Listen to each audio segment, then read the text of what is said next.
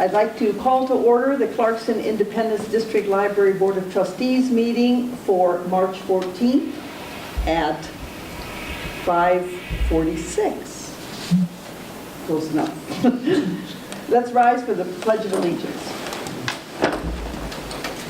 I pledge allegiance to the flag of the United States of America and to the republic for which it stands, one nation, under God, indivisible, with liberty and justice for all. Thank you. Roll call, please. Dan Gaffney. Here.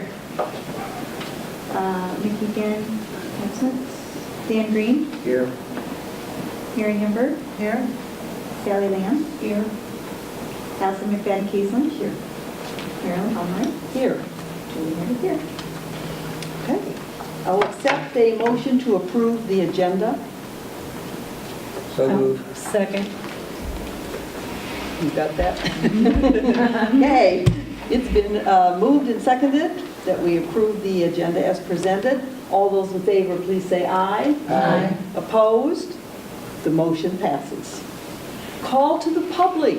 We have a public member tonight. That's you. It's you. Oh, hi. I'm here representing Friends. Okay, is there any Friends business coming up soon that we should know about? Can't think of any. Oh, our general membership meeting is in April Okay. What, do you know what date that is? 16th, I think. In the end of It's the a month? Thursday, and then the book sales later. The end of the month is the book sale. So April is the busy month. Yes, Okay. April, looks like the Friends meeting is April 14th. April 14th. yeah, it's a Okay. Thursday night, I think, So that's their general membership meeting? for the spring. Okay. The one in the spring, one in the fall. Okay. Glad to have you. Okay, the call to the public has ended. I'll accept a motion to approve the consent agenda. So moved. Second. Okay, does anyone wish to remove any item? Okay, if not, all those in favor, please say aye. Aye. Opposed? The consent agenda is approved as presented. Okay, next item is library statistics. So a whole pile of data in front of you, and if you work down that pile of paper-clipped items, you'll find that it's in the order in which you will be needing it. So the statistics are on top. The top page of the statistics are the February averages, traffic statistics that you're accustomed to looking at. The next page is the compilation monthly, month by month. And then the last, this is the new page that we're looking at this year, the one from Change from 2015. This is percent change from 2015. We can now see that in January of 2015, total visitors was up 4% from January of 2016 to January of 2015, and in February it was up 1%. Total circulations, it was up 5% in January, from January to January, 13% from February to February, so that's what you're looking at. So These there are, should be a dot in there? Yeah, it's confusing me. It's It looks like 104%. well, no, he's doing 1%. he's doing a calculation, and the total for this year is 104% of last year, so it's an additional 4%. Okay. He reports a little differently. I understand. Is So everybody if you clear look- on that? So if you look at total information questions, 98%, that means we're down 2% from last year in February. But then wireless users was up 38%. So Okay. now, does that make sense? Makes sense. Thank Okay. you. If you look at adult programs, the adult programs are 100%, so it's the same as last year. Okay. Excellent. Okay? But with more participants in the adult programs. Really good participation numbers, that's exciting. Okay, thank you. The next item is the library director's report. Okay. Under general information, on February 11th, I did a presentation at a millage campaign workshop hosted by the Mid-Eastern Michigan Library Cooperative at the Flint Public Library. There were nearly 100 attendees from libraries across the state. This is a workshop that is hosted every other year. In 2006 and 2008, representatives from our library participated in this workshop as attendees, And after experiencing 4 campaigns, we are now seasoned veterans invited to help others understand and properly follow the complicated election law. So that was kind of a nice thing to be there in a different role. Next item, after discussion with the board president, the library closed at 5 p.m. on Wednesday, February 24th, and reopened at noon on Thursday, February 25th, due to all of the snow. We set the library circulation system to be closed those 2 days, so library materials were not due and fines did not accrue on those days. Next item, at the February library board meeting, 2 technology projects were approved. The first was to set up a backup system to the cloud to ensure all library systems were properly protected. This project has been implemented and the system is successfully backing up all servers at the designated intervals. The other was the Minutes on Demand system that will streamline the library board webpage for posting agendas, meeting packets, minutes, and videos. We have the domain, the videos that have been uploaded. The web page has been designed. We still need to populate the page with the agendas, packets, and minutes going back to 2012. Once this is complete, the new web page will replace the current page. Next item, in an effort to reduce printing costs, the IRS is decreasing the number of tax forms supplied to libraries for public distribution. To assist our patrons through this transition, we have set up a dedicated tax form computer kiosk in the library's lobby. Icons lead directly to federal, state, and local forms, allowing patrons to easily locate and print forms directly to the copier. We also provide information for contacting the IRS with questions or to request specialty forms. The system worked very well last year, so we implemented it again this year. As people become more accustomed to e-filing, this will get less use and will likely become unnecessary, but it has been very easy for the staff to assist the public, and it has a positive service for people stressed about quickly finding their needed forms. And not everybody has the internet or is comfortable with it, so that's a good transition. We'll just keep doing it as long as people feel that they need it, but we're noticing less use of it this year than last year. Okay. But the people who need it really appreciate it because they can go in and just click and it takes them wherever they need to go. So. Finances. In regards to the contract between the library and township for the OPEB money the township is holding in the library's name, we received the updated agreement from the township about 2 weeks ago. The library board treasurer, library board president, and I reviewed the text. I discussed the document with the library's attorney. There was a brief discussion with the township's attorney to clarify a few points, and the library's attorney made some minor adjustments based on that discussion. We have received the library attorney's updated draft and should be submitting it back to the township's attorney shortly. It will then need to go to the township's board for review and approval, and then to the library board for review and approval. So we're making progress a little bit at a time on that. Project updates. Lawrence Marble and Brad Reuter are currently in Lansing at the Harwood Institute Community Conversation Training Program. This is the grant that the business and marketing librarian and I wrote in December to increase the number of library staff trained in the community conversations technique. This focus group-like system will be used in 2016 to learn more about the community's aspirations and develop a strategic plan for the library. That's where they are literally right now.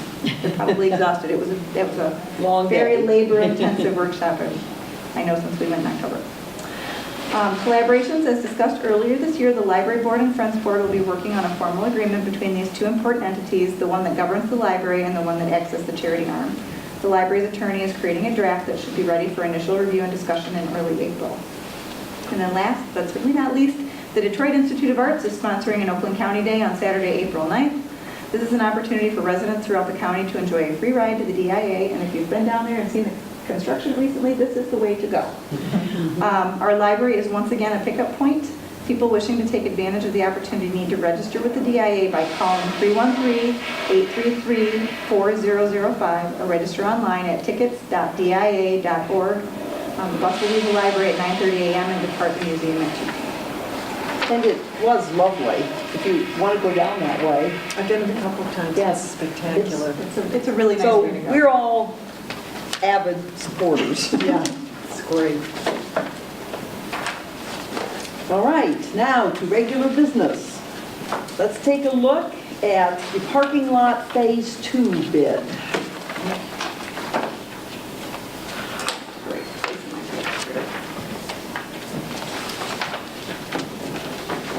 Okay. As instructed by the library board, the library director and the civil engineer from Hubble, Roth, and Clark proceeded with the RFP process for Phase 2 of the parking lot reconstruction project. We received 3 bids, which are included in the packet. The engineer has reviewed the bids, and it is HRC's recommendation that the library board select the lowest bid, which is the base amount of $115,245.70, as submitted by Asphalt Specialist Inc. The library board determined that 2 additional aspects of the reconstruction project should be handled separately from the asphalt concrete RFP process in order to allow more flexibility in selecting appropriate contractors. One is improved lighting in the parking lot, and the other is the replacement of the columns of the library's entrance. Sorry, did I get ahead of you guys? It was hard to find one. Sorry. They're reversed. I got it. We got it. Oh, okay. Well, I'm going to show it all to you in a moment. This is just the prelude to the discussion. As it says, the library director will provide an update of the lighting project as a separate agenda item. Since the replacement of the columns of the library's entrance has been determined by the engineer to be strictly cosmetic and not structural in nature, the library director has requested that a quote be submitted for board review by the library's facilities company, Allied Building Services. Okay, having read that little precursor, now I can go up and show you what I got. Make sure I take my notes with me so I'm telling you what you need to know. No, we're going to walk through it. Yeah. Oh, you know what, I should just that light. For the skip.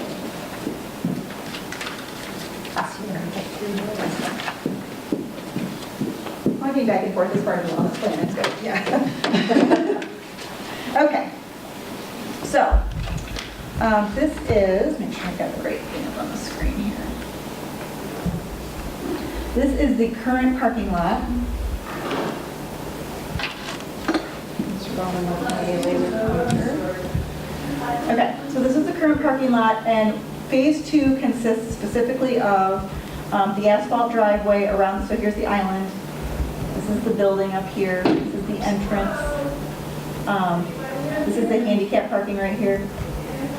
This is the ramp that goes across the island up the door. These are the stairs. Okay, so Phase 2 consists of the asphalt all the way around the island, the asphalt that goes back to the back door. This is the service drive. It includes all of the concrete across the front of the building and all of the concrete that goes around this island. So this is what it currently looks like, and this is the work that is going to be done. So make sure I'm giving you everything. Okay, so the conversation we've been having most recently that I'm sure you all remember is the fact that the handicap parking when the building was built was an appropriate grade. It fit ADA standards, but of course the standards have changed. So the 5 spaces that are here, 3 of them are adequate, 2 of them are too steep. So the board decided to go with option 1 from Hubble, Roth, and Clark and move 2 spaces. These 2 spaces will be eliminated, and they will be relocated over here.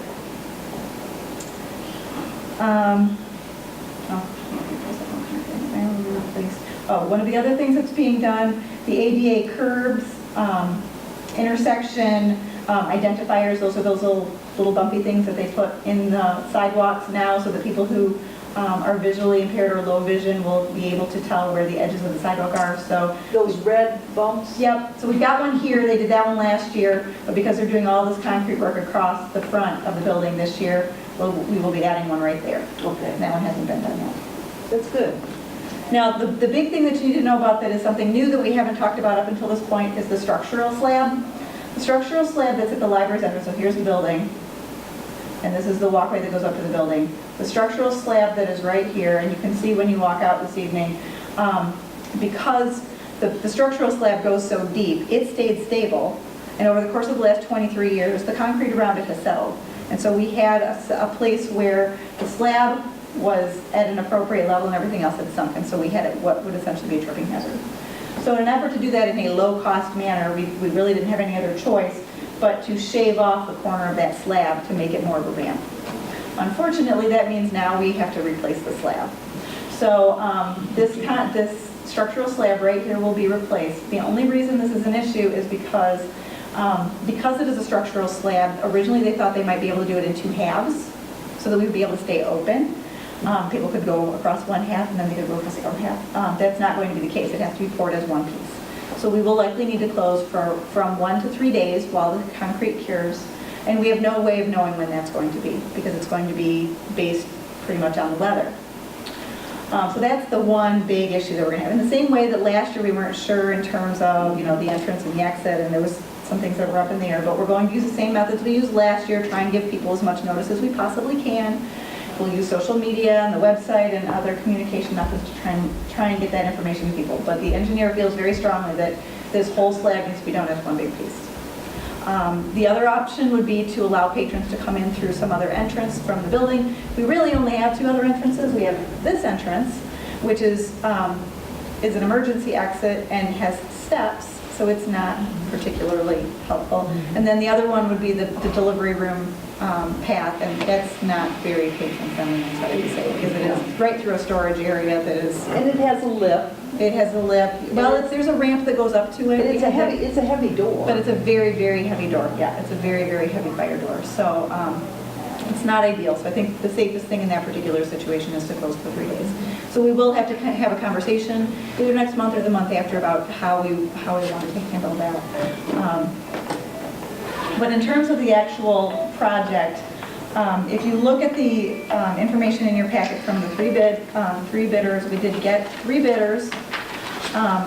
The numbers were 115, 127, and 154.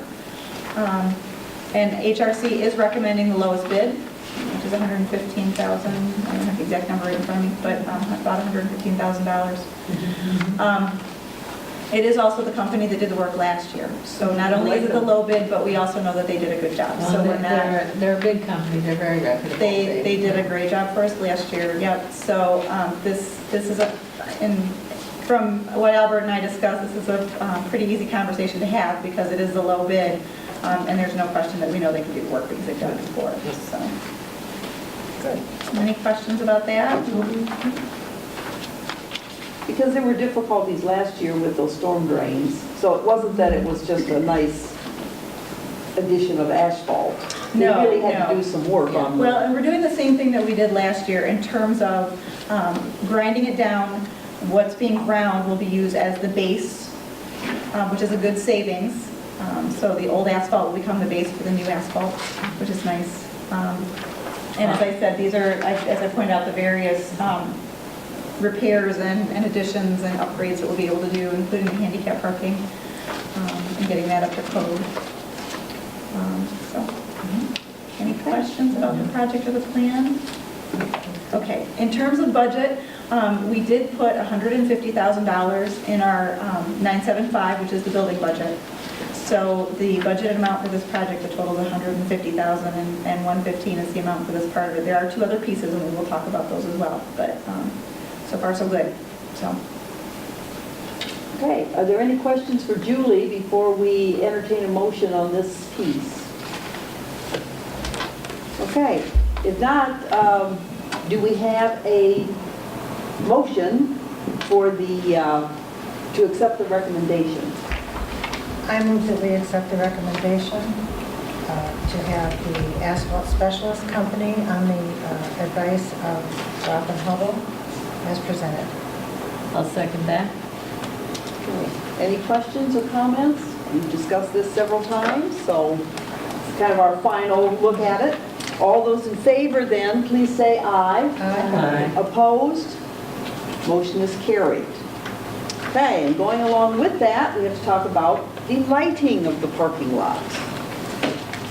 Next piece. We're going to have to flip a while to get to the next piece.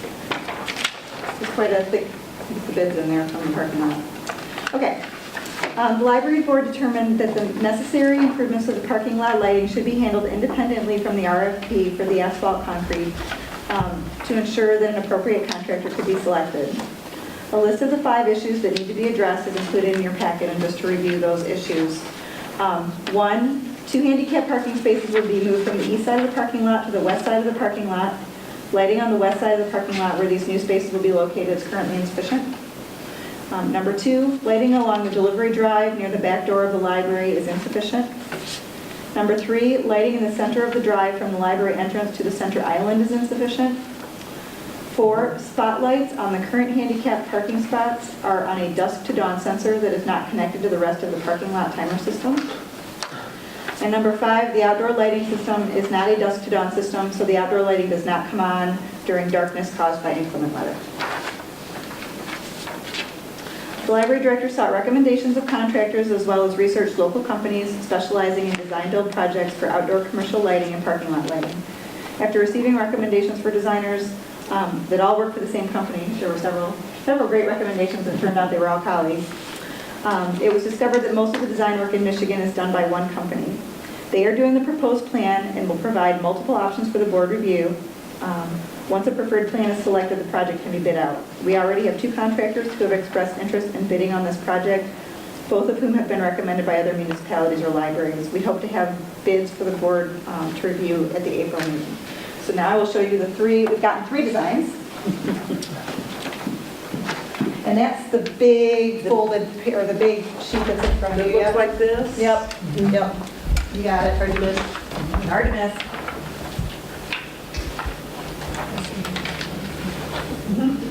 Make sure I'm opening the right ones first.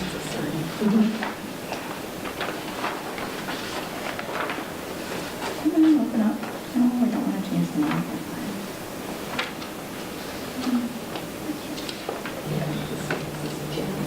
Okay.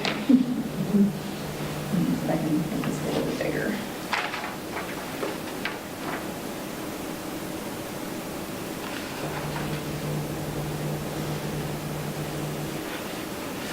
Okay.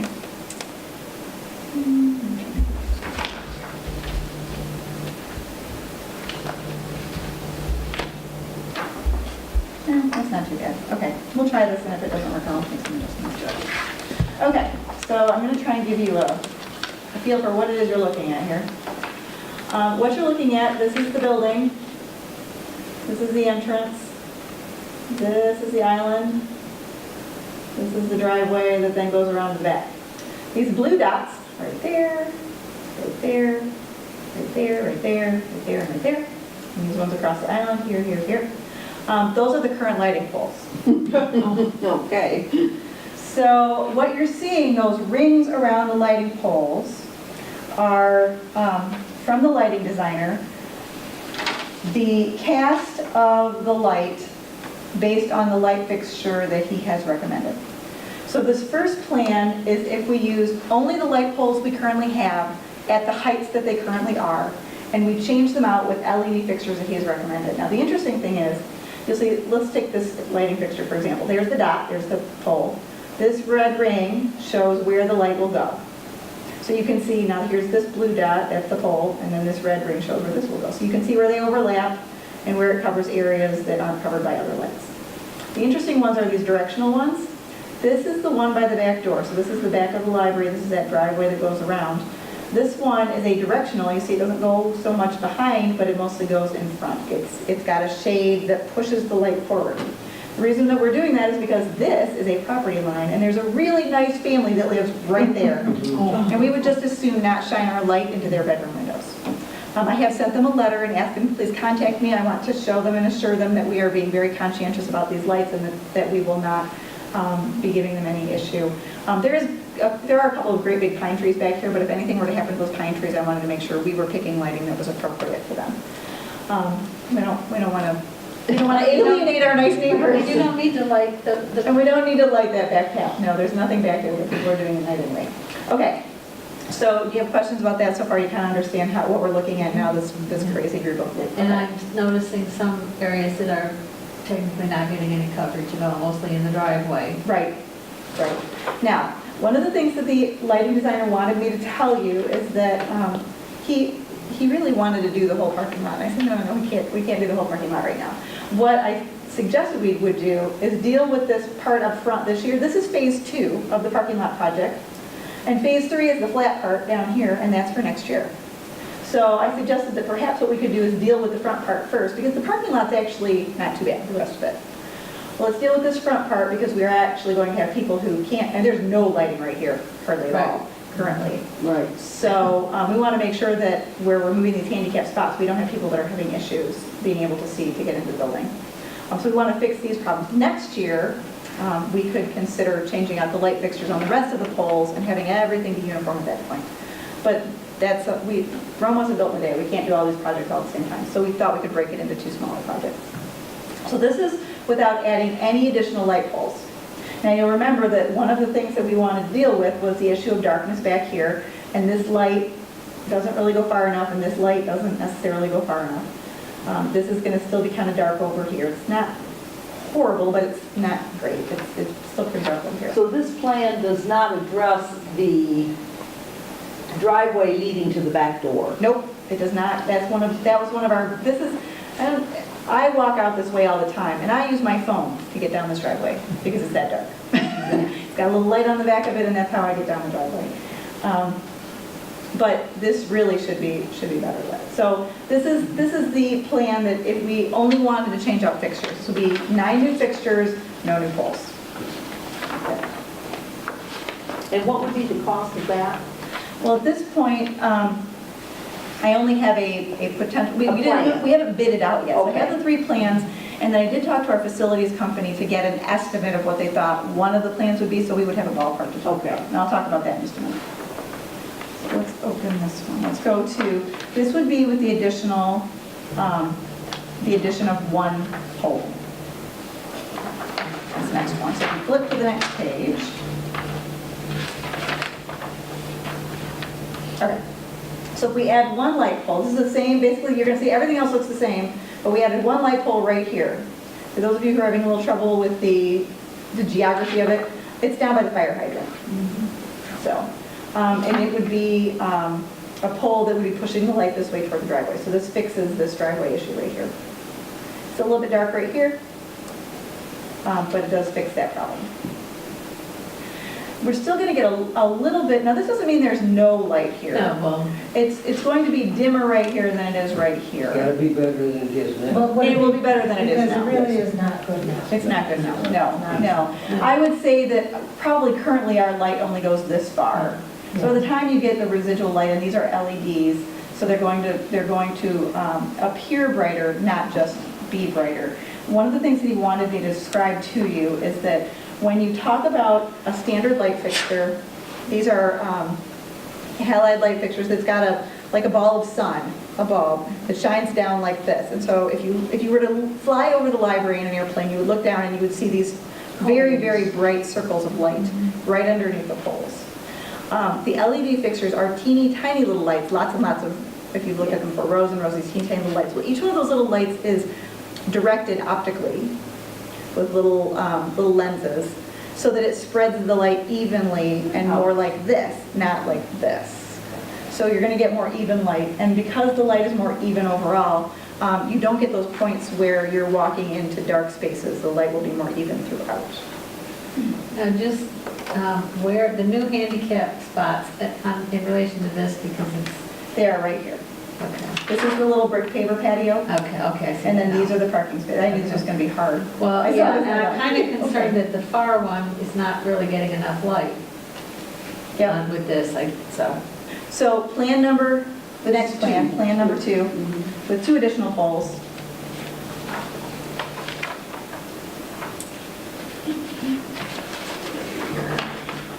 Oh, look, they addressed that.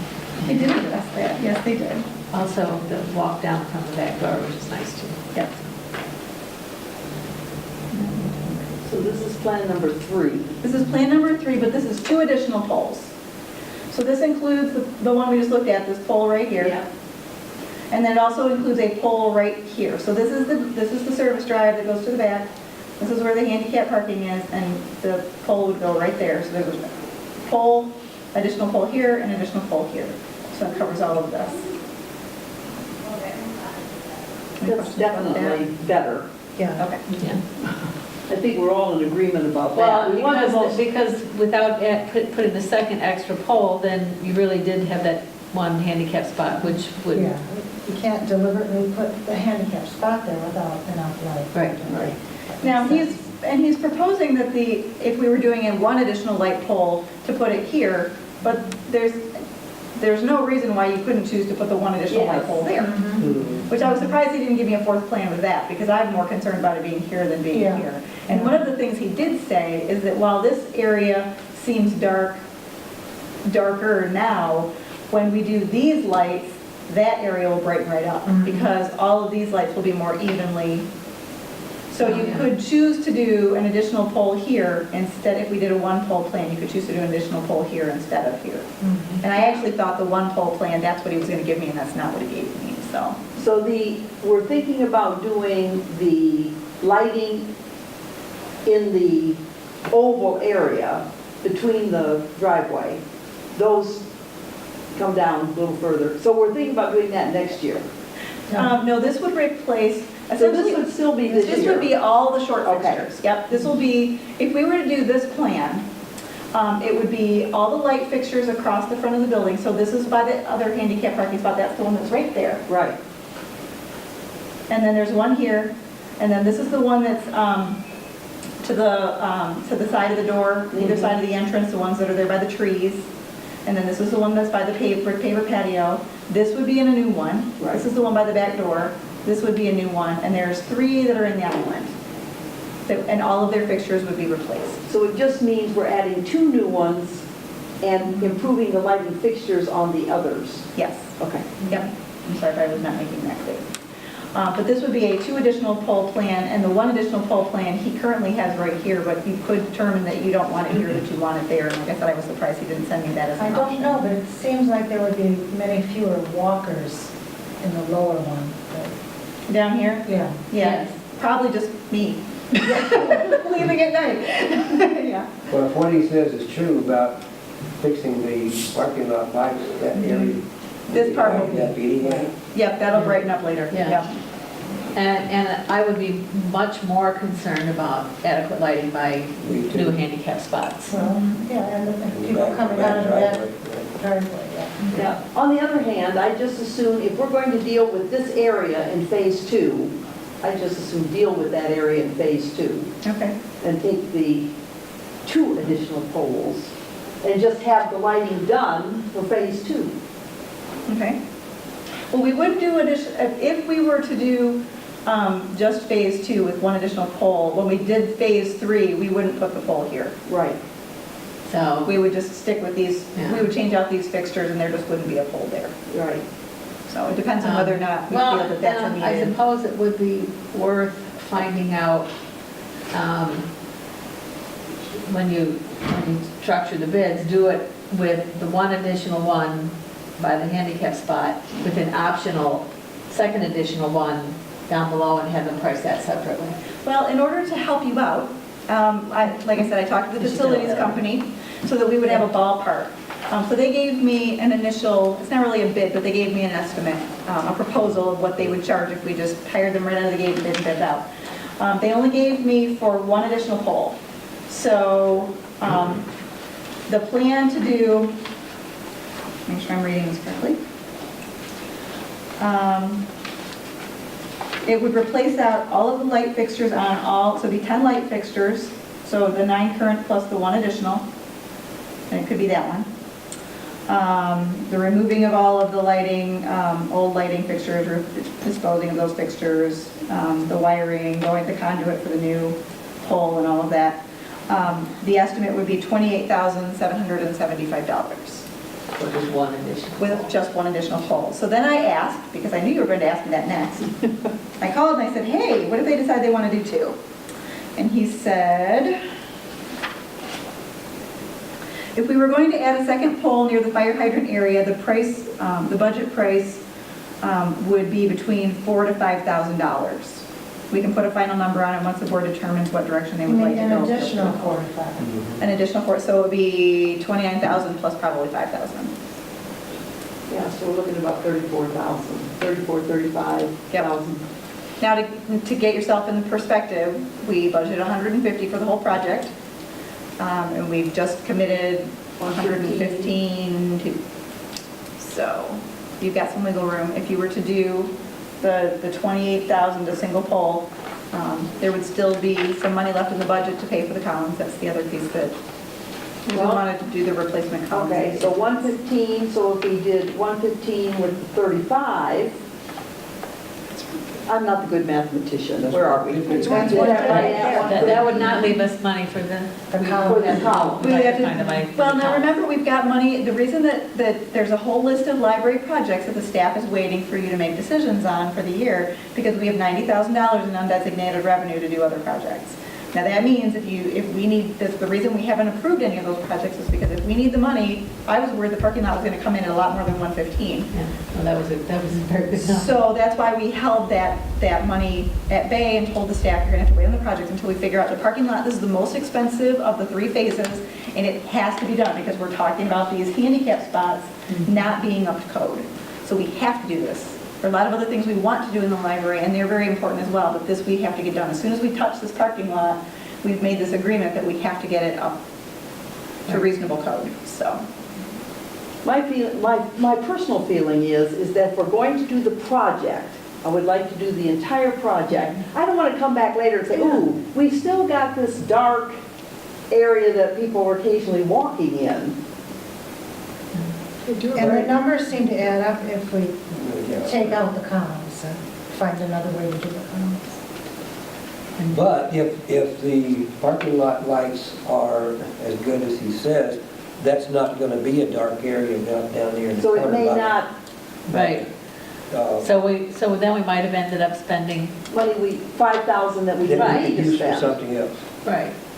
That's what I- And it's a less, you know, Well, the and I beauty know of you're the- walking that way, but it's not as commonly walked because there's sidewalks. Yeah.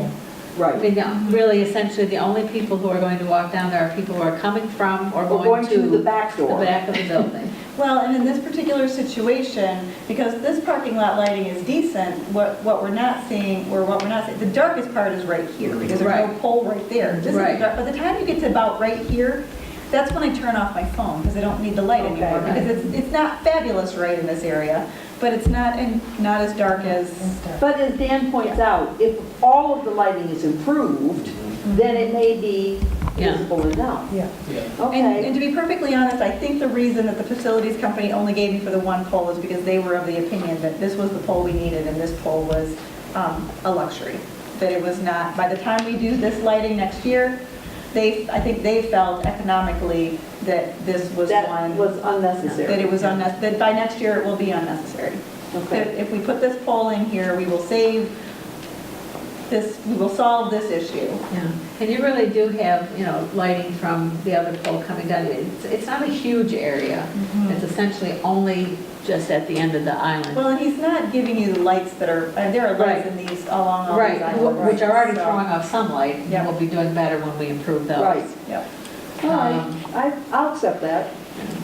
I'm open to either. I'm Yeah. not really sold on one plan or the other, and the budget, we can make the budget work either way. The fact that the parking lot came in so low, I'm not concerned at all. We can Well, totally do definitely, this. we're saying, what I'm hearing is that we think that other light closer to the back door on the parking, on the driveway, This one. is the crucial one. This is the Yes. critical light. Because that really is dark. I think that the one light being right here, I think that plan, when he sent it to me, was in error. I think he was supposed to put the pole here. Because this is the one that makes sense to me, and this is what the facilities company told me they would recommend. Okay. Well, it only makes sense because, I mean, you've made those handicap spots, so the people will be moving slower than And they don't most of the see rest well. of us and may not see well. Yeah. But and they're moving slower, which Yeah. increases the likelihood that they might become victims. And if they're in the dark and moving slower, that's all we need is for something like that to happen. What's the downside of waiting on this? What's the downside of not putting it in now? I mean, is this something, This particular pole, yeah. Do we have to do it now? Yeah.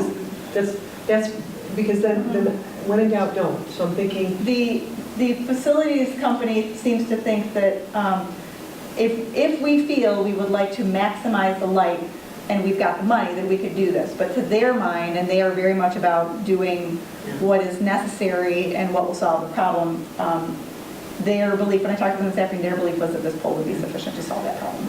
The only downside I could see If is we're if you gonna had do- new pavement in and you had to, that's what I was wondering. Yeah, I don't know how I they're don't want gonna to do handle it something without- and then come back and say, oh, uh, now we should do this. because then that might be more expensive. Their feeling was that if we do this pole and we do all these lights next year during We phase won't 3, that we're not going to need that one. That one is Okay. only if we feel concerned enough about the light that it needs to be fixed this But year. if we had to add it afterwards, would it involve cutting the new pavement? You bet.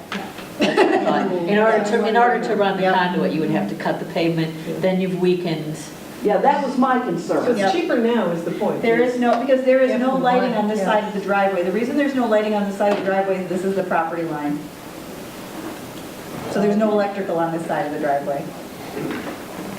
So you gotta run it off from the other side. We'd have to You run it from, they'd be running it from this side down somehow. And as soon as you start Or up. cutting the pavement, then you've given it a place where the frost can get in and, To be Yeah, cutting your- that was my only concern, is that if we're going to do it, I don't want to have to come back later and say, oh, now we have to cut this because we needed it. But if they feel, they're the pros, if they feel that that is superfluous, that, I'm in agreement that the one extra one should be closer to the back door. the only thing you might be able to do is that one that we're talking about not putting in, if you were doing improvements, although you're not putting in new poles anywhere, because if you were doing improvements at this end, you could run the conduit Oh, right. under the new, Yeah. what would not then be the new pavement yet. True, that's true, that if you were doing, you're saying run it from this Yeah, side. link it into those. Well, except that all of this will be new this year. So yeah, you'd have, well, I guess you could run it down this way and across. Yeah. I mean, and then you would be doing it while you were. The new pavement actually goes to here. Oh, okay. Oh, right, because we're looking at the lighting now, we're not looking at the pavement. Yeah, so that's, Let me just open it to make sure that we're all on the same, visually on the same page here. yeah, okay. See, Yeah, the the pavement goes all the way pavement's down, gonna okay. go all the way down to that line right there. Okay. So these are those little islands where the parking lot lights are, and that's the walkway, that's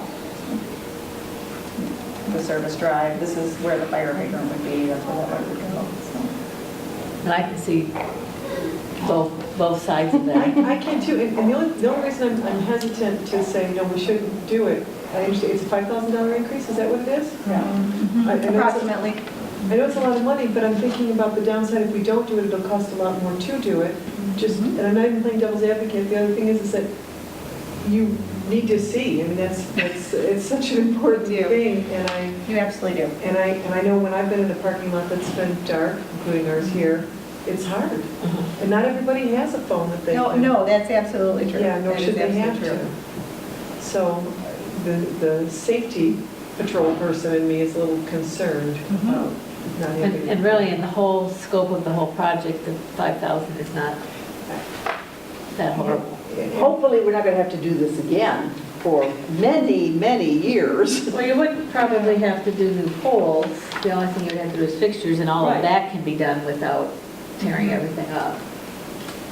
We went round and round about whether or not to add, whether or not to swap out any of the poles. And in my opinion, the poles are up to code. We have to, there are limits in the lighting ordinance that say they can't be more than 18 feet by the property line. And so obviously, when the township was involved in building the building, they were all up to code. So I'm of the mind, let's just change the fixtures and keep the poles, because nobody's going to object to anything we're doing with the poles, since that's their original, so. And the lighting ordinance hasn't changed.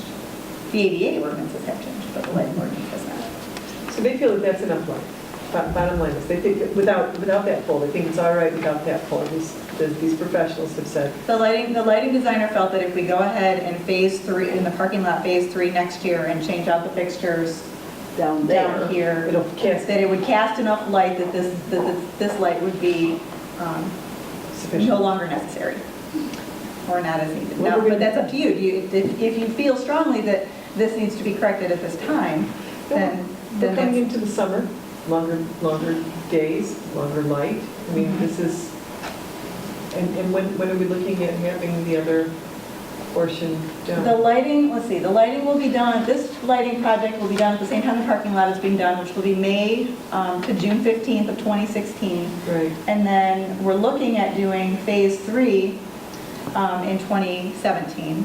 And if all goes well with spring, I would pick spring again. Yeah. We tried fall for phase one. I wasn't in love with how, it went fine, but I wasn't in love with how that went because I felt like we were really running up right against snow, and that was making me really uncomfortable.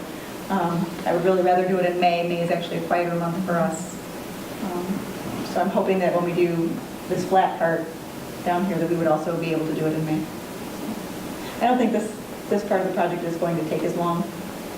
It's a small, flat, even the storm drain at the end of the parking lot. Of the 3 phases, phase 3 is going to be the easy one. And really, when we started talking about this and the contractors were coming in, they wanted to do phase 3 first, and we had to tell them, yeah, we would love to, because they wanted to, just like when you paint a room, if you were to paint a floor, seal a floor, you start in the far corner and you back yourself out of the room. And they're saying, why are you starting with the driveway and backing us into a corner? We don't like that. And I said, well, because the driveway's in the worst condition and we can't, it's not going to make it 2 more years while we fiddle around with backing you out of the driveway, so, unfortunately. So, that was not by, yes, it would have been smarter to do them in the opposite order, but our parking lot wasn't going to last that long, so.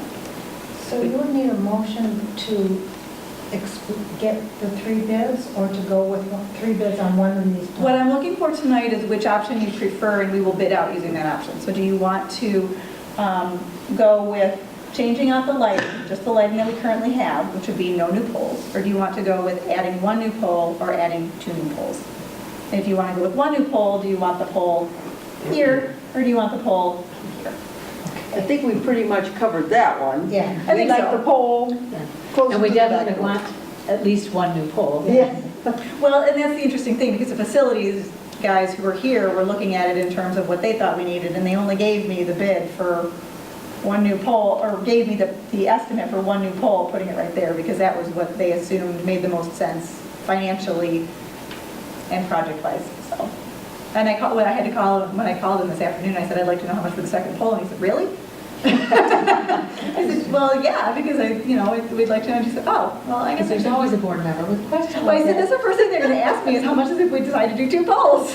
So, and sure enough, I was, yep. So he said between $4,000 and $5,000. But we haven't had that lit up until now. Right? Right now, there's no pole there. And there's no Well, pole up there. I think it's unfair to say that it's not lit up. This is a really, really dark spot. Right. And then by the time you get here, I think it's Doable. it's probably deceptive to say there's no light right here. This is not so dark that you can't see where you're going, and this is not a regular traffic pattern. The patrons are coming through here, through the steps, out this way, or they're coming across here and down the ramp out this way. So this is, the only people who are taking this path, as you correctly pointed out, are staff members potentially leaving at 6 o'clock. And really, there's only 2 or 3 of us that do that. Most of the staff go out the front door because the lighting's better. I like to go out the back door. That's just my habit, I guess. I'm a creature of habit, so I go out the back door. But it's, if we were to light right here and make this safer, Yeah. You could even walk down the path, and you could even walk down the stairs where it's lit. yeah. Because. Oh, yeah. Yes, because you could come that far and then walk across. This is not a common path. Right. This is not a common path at all. Okay, I take it back. I think it sounds great. 1 pole, top. That's my thought. Yeah, we need a motion now. I moved, so moved to have, I think it was the second, wasn't it the second one, which is the, A plan with 1 additional pole, on the top. and we want this pole. Yes, so moved. I'll second that. All right, it has been moved and seconded that we like option 2, which would add 1 new pole, and our recommendation is on the back driveway. That one, yes.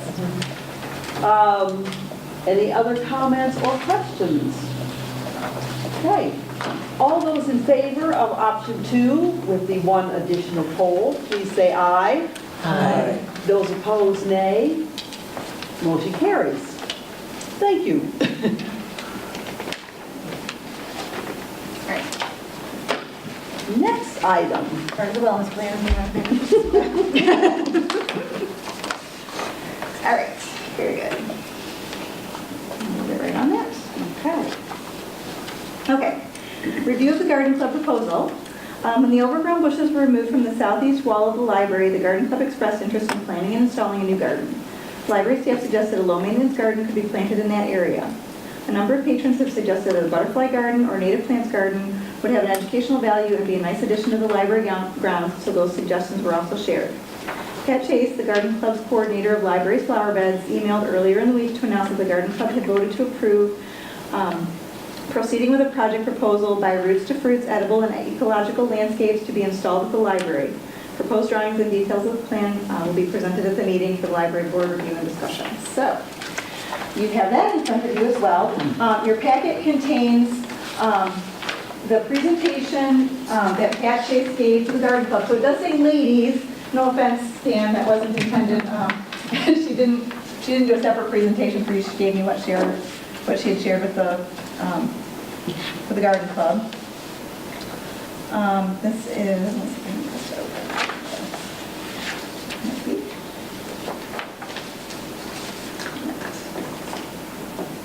And then also you have the drawings, and there's two drawings, and one is from one angle and one is from the other angle.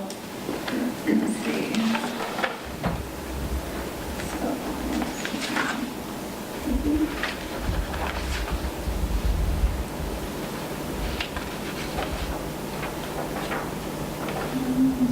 Let's put the drawings back up.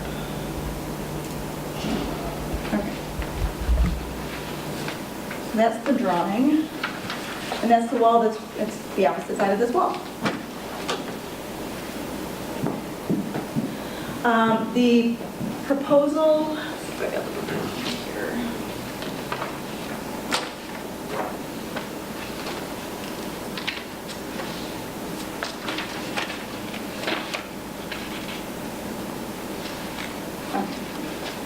This one? Yep.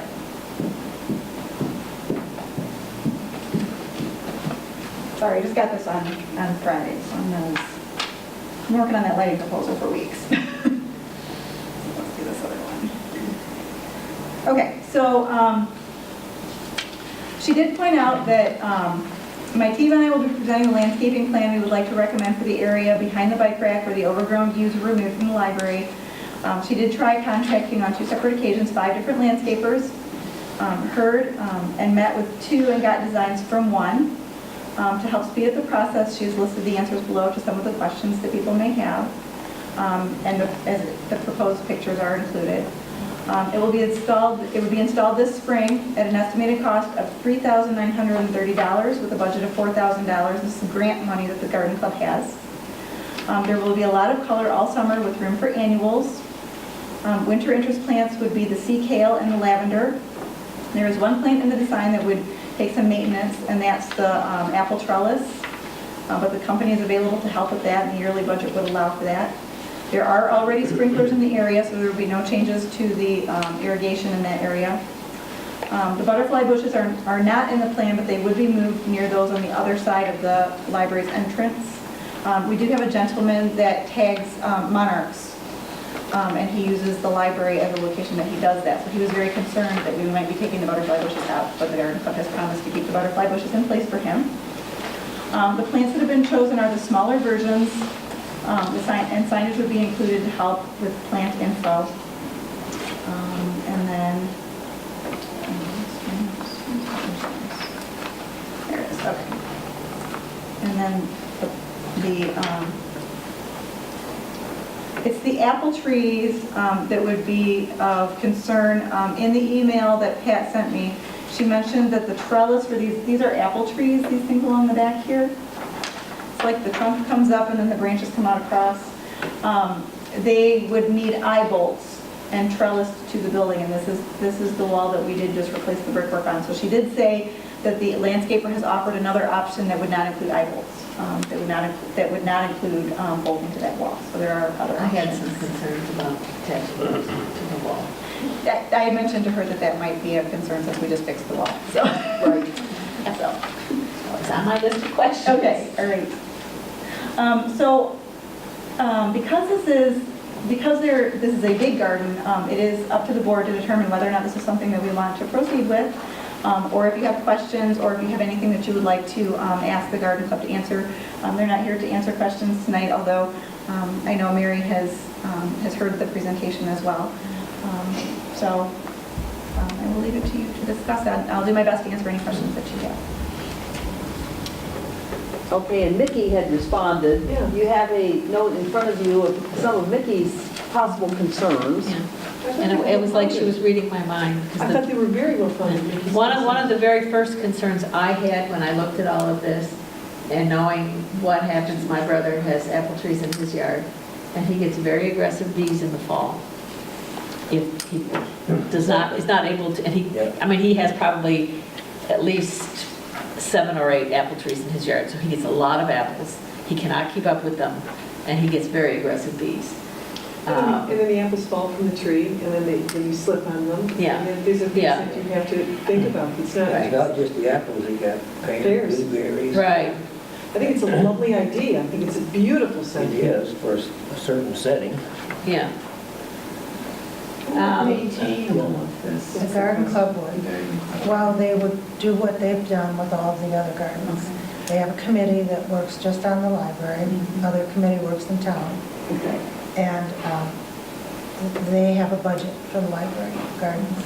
And I'm thinking might have to be expanded, but I think the problem though is that when you put something that requires maintenance, it's great to get a gift, but when you get a gift and then it comes with maintenance, and it's wonderful that they're going to take care of it, but the reality is that it may continue on and on and on. And so if these trees are there, perhaps we should think about other items like the butterfly that aren't going to require the same kind of maintenance, that we just put it in and it's more self-perpetuating. I think there are some parts of here that are perennials, and would attract butterflies. The Yes. bee balm and the coneflower Yeah. and the yarrow and the lavender would be Okay, beautiful. good, sure. And the agastache does, the butterflies love that too. Yeah, so I think there's, And I think Mickey had a good idea about perhaps a butterfly garden or something like that. But all we need is for one child who's sensitive To be stung. to bee stuff. And just like Jan pointed out, it seems like that fruit attracts the meanest bees. Oh, and they really only get mean in the fall as the fruit, Yeah, if the fruit drops and nobody has picked it, and it starts to ferment, I think they get drunk on it or something. And they do get really, they get really aggressive. I worry about it at my brother's house. I worry about walking up the driveway into the house because it's like, oh my God. So for me, that was the biggest concern. It's a liability issue as far as I'm concerned. And again, it's not just the bees, I think it's the maintenance of the Right, fruit itself. maintenance. The fruit falls, we're thinking that somebody would take care of it, I'm sure they would. But at the same time, fruit falls from the tree, it's designed. It's designed that way. And I thought Nikki's point was well taken. We didn't know that people were supposed to take the food right now from the garden over here. I don't think that's a well-known fact. no, I didn't know. Yeah, we One didn't. one time I walked out and I thought, I would really like some of that rosemary. But you would never But think I to take wouldn't it. think to take it, and I belong to both. Yes. So, And we actually regularly encourage the patrons to take, because some of the produce in the Peter Rabbit Garden is high-yield produce, like tomatoes and things like that, and we encourage people to take them. We don't really have a mechanism to distribute edibles, but we do encourage people to take them, so. Well, I'll know that next year. Yes, with yes, the tomatoes. tomatoes. Please take the tomatoes and the Because I'm rosemary. thinking, people are pretty conditioned to the fact that people's trees are really, you're not supposed to go Right. picking Right. things off of other people's trees and out of their gardens. And I Mr. don't so McGregor much do didn't the herbs like that, because as I I have a herb recall. garden, but I don't grow tomatoes, and I love fresh tomatoes. Yes. Well, now we have somebody to harvest the tomatoes, so thank you. But I'm not gonna take all of them, I have 2 people working at my house, but Okay. I will take some tomatoes. Well, I think that what I'm thinking, it sounds like what the majority of the people are thinking is in terms of a butterfly garden is better than fruit Or yielding, something like that. or something like Yeah. that. Yeah. Something with native plants, which is low maintenance. I know the garden club is doing the maintenance, but, and even with, because I try to use a lot of natives in my yard, and that still requires some work. So Yes. there'll still be something. anything that, yes. Right. But I want to make sure that, I think all of us agree that the garden club does a great job. Oh, it's beautiful. And this is gorgeous. Yeah. In a different location, I would love I this. would like them to come. And I made some notes of some of this stuff, some of the berries in particular, because I like to have birds in my yard. Some of those low-growing berry ground covers, put some of those in my yard. I didn't even know about them. Great idea. Yeah. And these are local guys, they're great, they're excited. But I understand the concerns.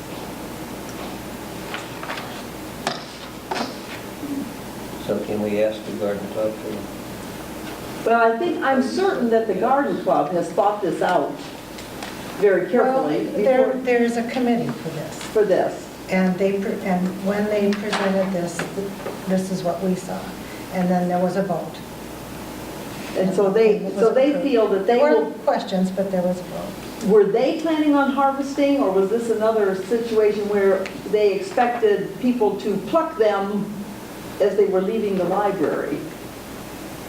I don't know if that came up, that question. I mean, Yeah. that's part of our concern. Part of Yeah. our concern is, we don't want the fruit on the ground, right? Because that might attract the bees. So the issue is, how is the produce going to be collected and distributed? I hate to overburden, the people who do these grounds, that's a lot of work they do the Oh, steps, you It's a know? huge amount of work. It's a huge, I I'm mean, on the other one. yeah. They do that area out in front too. They do the area in Yeah. front, they do the And they area do in a the beautiful job, driveway. everything is so pretty, and, you know, The entranceway, Yes, yeah. they do a lot. and all of this, they do a lot. And a lot of what they do at the annuals, they last the entire season. Yes. And so I notice people are out there trimming and plucking and shaping, Yeah. and I really do appreciate it. I'm just I think the board is a little concerned about products that then Yeah. might remain. And some of what they propose, like you said, Mary, is clearly will attract, the lavender will attract them, and the indigo and several of these other The things. coneflowers, yeah. It's just the fruit is really my concern. Me too. The other thing, and this is just kind of a side note, if we have somebody tagging monarchs, do we have any milkweed out there? Because that's the only milkweed. food plant for, My husband suggested that we just put I'm some not milkweed back there. I'm not sure what they're coming for, but he regularly, the other lovely thing about him tagging butterflies here is he also is a photographer, and he comes with his camera, and he's here almost every day that it's warm and sunny in the summertime. well, you'll get them, Takes photos Yeah. of all of the butterflies and bugs and flowers, and provides us with lovely Milkweed photographs. is not very attractive. I have some. Yeah, it's, well, Off to the side. yeah, it's not the most gorgeous of plants, but it is the only plant that's a food plant for Yes. monarchs. That just, doesn't it spread too? I don't know. Yes. So you could put it, You could put it back there, yeah. yes, because, if someone's interested. yeah. We could put it in the utility easement, they're not gonna care, so. That's true. Right. No. That is not the most attractive area anyway. No. So the monarchs won't care. They don't care. no. No, they're only interested in Laying eating. their eggs. So, yeah, laying their eggs, because that's the only,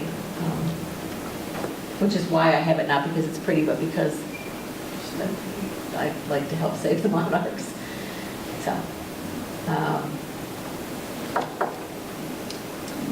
really, I think that if we could address the issue of the fruit, this looks lovely. And I hate to, because the garden club has done so much, I hate to, Throw any cold water I on do their hate to throw plans. cold water, but I also, Dan's point about the liability, if you've got aggressive bees out there and somebody gets stung and they don't have an EpiPen handy. So if No. I'm hearing correctly, I hear that the two concerns are, we're concerned about actually attaching something to the building. Yeah.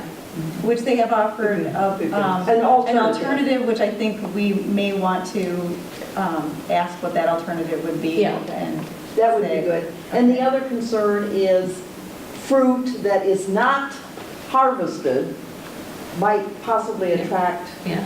And More since we aggressive know that. insects. Certainly will. Yeah, and since we know that the vegetables and the herbs on the other side are not being harvested, even though they're available for harvest, obviously, even if you're telling people, Maybe we need a new sign in Mr. McGregor's garden that says, "Pick me, Yeah. Yes. community," you know? yeah, But still, and I agree, that's a good solution for that, but I don't think that we need to address McGregor's Garden perhaps, but for this issue, I don't think we should have any fruit-bearing trees. That's my particular opinion. I mean, I see that the high bush blueberries are further to this end, but that puts them right next to the Handicap. bicycle rack, Yeah. right? Yeah. You probably will, the birds will harvest most of your berries. Yeah. Yeah. They don't at my house.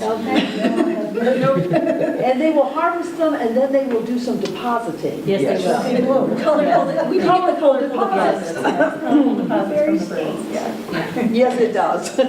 Most berries do, because I don't have blueberries at my house, but I do have some red berries in them, and I do get watermelon spots on my dash. Should we maybe have some people from the garden club come and talk about some of the concerns? Maybe, it sounds like a good idea, maybe we want to list what your concerns are and then have them come and address them, or That's what I was give thinking. them time to think about it. Before we make a decision. Yes, would that be possible? Sure. Mary, you're on the garden club. Can you share? So here- Yes, can you share? Yes, I can share, if you want to put something together, some alternative. You want me to come and write down what we're hearing? Okay. We don't have a meeting though until April. Just, After- None of this can be done till the parking lot, until the That's true. work's done out there anyways.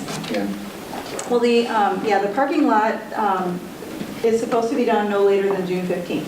Right. So nothing can be done on this garden until after June 15th, because the concrete work, I'm not sure that, that when I got the email that said, we would really like to install this garden, when will they be pouring the concrete? I don't think she quite wrapped her head around the magnitude of what's happening across the front of the building, that it's not just a pouring of concrete, that it really is ripping out this whole, Yeah. it's probably going to be weeks worth of work, not just, so. Okay.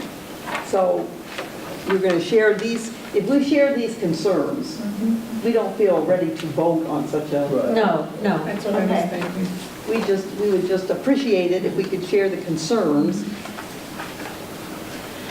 that we have. So that aggressive fees. And then we also talked about. Well, and The fruit. if it lands on where people are going to be walking, it is slippery. Nothing slippier than stepping on a tap rotted apple. I will say that I don't know that based on the way they're laying this out, that it necessarily, but maybe the blueberries up front, maybe, I'm not sure. Yeah. But, But they're sort of behind the retaining wall. But that's- Unless these are low, oh, I see Yeah. the low ones right in Yeah. the but it's front. it is a legitimate Yeah. But question. the other thing is. And we can't spray anything. Right. No.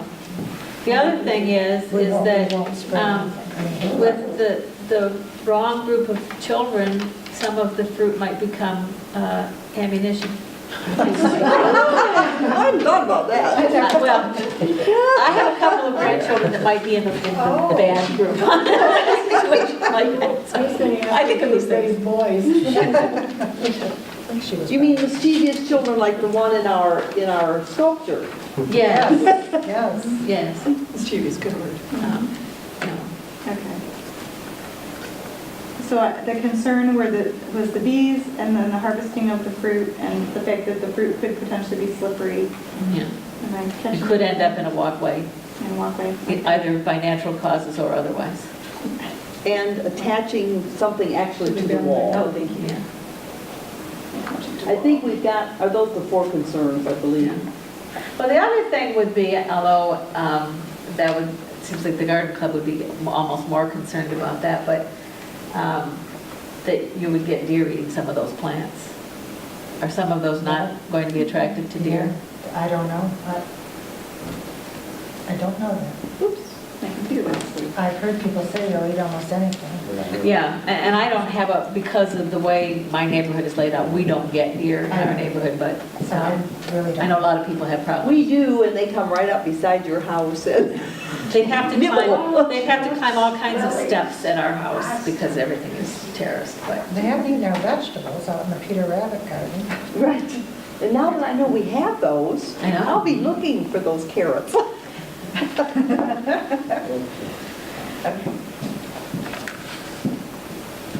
So if they proceed along this line with these concerns, we also need an educational piece for visitors about the do's and don'ts of Yeah. interacting with the gardens. Because we want, the whole idea of the garden club, I'm sure, is to make this attractive and healthy and Yeah. to be a positive. That's the designers, that's Yes. what they're about, yeah.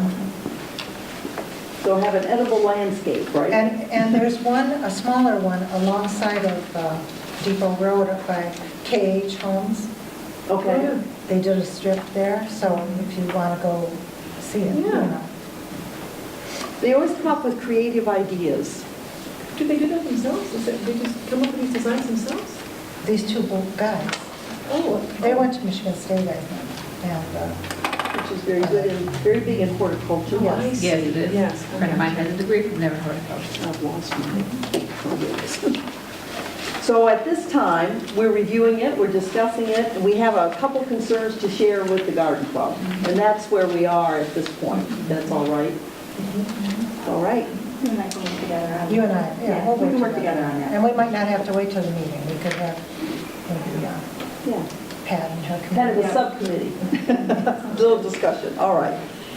Number 4 is a review of the auto renew promotional plan. In December, the head of circulation IT manager asked the library board to consider possibly offering the auto renew service that is available on the library's Polaris integrated library system. As the name implies, the system will automatically renew items that are able to be renewed. This is a positive customer service because it helps prevent late fees. However, some items such as books with holds placed on them by other patrons or interlibrary loans will not automatically renew. So the board supported the idea but requested a plan to promote this service that will also educate the patrons about items that might not automatically renew to prevent misunderstandings before the service is implemented. The head of circulation IT manager has been working with the PR committee to develop ideas and provide them for board review. So the very bottom of your little pile of things, there was a timeline for auto renew rollout document. Yeah. Looks like this. Yes. We got it? Mhm. Okay. Was underneath the picture. It's right here. Yeah. So the first thing that he would do is bring up policies and procedures at the April all-staff meeting, and that would be the head of circulation who would do that. 2, he would train the circulation staff on what to say, and the scripts would be created by the head of circulation and his assistant. And there's an April circulation staff meeting already scheduled where they could do that. 3, train information librarians on what to say, similar script to what is given to circulation. And the head of circulation and the head of adult services would do that. Number 4, update circulation brochure to reflect the new service. The community relations volunteer coordinator would handle that. Number 5, create PR. Several or all of the following can be concurrent with training. The PR committee to create social media posts via Hootsuite, constant contact blast, bookmarks to give out at checkout and events, a newspaper ad, which we already do regular ads, so it could just be added in as an additional topic. Add to monthly e-newsletter, add to quarterly mailed newsletter, to a footnotes video to post on the website. Those are the videos that are on the front page of our website every other week. Post announcement on the website with graphics. And launch day have balloons. They're dying to have balloons. You just had to put the balloons in. Had to put the balloons in there. I kind of laughed when I saw that. So, number 6, above will take approximately 1 month from the next all-staff meeting if the board approves of this plan. And then 7 would actually be to turn on the auto renew. So that's his plan. So about the April staff meeting would be the first Friday in April. So it would be April 1st, and so probably about a month from that date. So what I believe where the board left it was you wanted to look through the plan and make sure that you felt like all the bases were covered. And if there's anything in addition, he would welcome that in terms of things that you think of that maybe we overlooked. Looks well thought out to I me. think so. Yes, it does look very well thought. Did they talk about the issue of then that skewing the circulation numbers in terms of if it would show as a new circulation, if it was auto-renewed, or? It would show as another circulation of that item, but then it would if the person came in and renewed it in person Well, that's as well, true. or renewed it But themselves. see, sometimes then depending on what time of day they would do the auto renew, I get the reminder that it's due. I quite often will come in on the due day, because I'll have 3 or 4 of them at a time, and bring them in. If they renewed too early in the day, it would show a circulation even though I was bringing them in. So that, I mean, that just might want to be taken into consideration, Okay. that it should happen at the end of the day or, sometime. It may be set up for the system to do it. We may not have control of when it does it. Yeah. We may turn the service on, and I'll have to ask. Yeah. I mean, When do obviously, they renew? eventually, it would probably even out in terms of after it had been in place for 6 months or a year, you would start to see, We might see a spike in the beginning. yeah. I'll ask him about that. That's- Just, I mean, that's just something, because we've been looking at statistics and, Mhm. Okay, any other questions or I can bring the comments? answer to that, but if we follow this timeline, we wouldn't be going until the beginning of May anyway, so I can bring this back to the April meeting with Yeah. a response. I mean, I think that it's a nice service to provide, so, but I just wanted that to be taken into consideration since we are looking at those, and it might be confusing, certainly at first, if all of a sudden, it's like, what happened, Strong, I like their idea of rolling it out and making sure everyone is on the same page, giving the same message, because that confuses patrons. Yes, it does. And so I'm very pleased with the plan. I think so too. Okay, so. I will ask him this question and have him prepare a response for the next meeting, so I'll put that on the agenda. All right, thank you. Those are all the items on the agenda for tonight, so I will accept a motion to adjourn. So Second. it's been moved and Dan. Moved and seconded that we adjourn. All those in favor, please say aye. Aye. We are adjourned at 7:04. Thank you.